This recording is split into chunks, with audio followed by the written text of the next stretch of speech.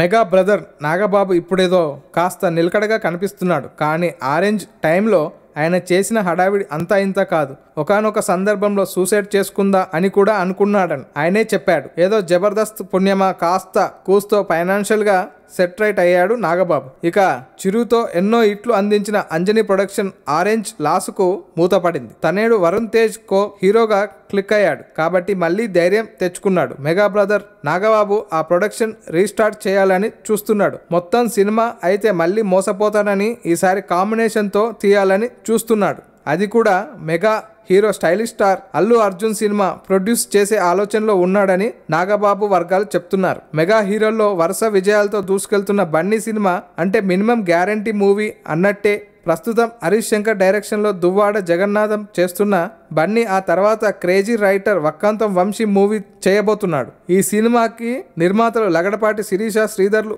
ఉంటుండగా నాగబాబు కూడా సహ నిర్మాతగా ఉంటాడని అంటున్నారు. అంజనీ ప్రొడక్షన్లో మెగాస్టార్ తర్వాత సినిమా చేస్తున్న మెగా హీరో అల్లు అర్జున్గా ఈ సినిమా సూపర్ క్రేజ్ సంపాదిస్తుందని మరి వస్తున్న వార్తలు నిజమో కాదో నాగబాబు బన్నీ ఆదుకుంటాడో లేదో చూడాల్సి ఉంది. మీకు నచ్చినట్లయితే సబ్స్క్రైబ్ చేయండి. ఫిలిమి స్టార్స్ బోలెడంత న్యూస్ బోల్డ్గా.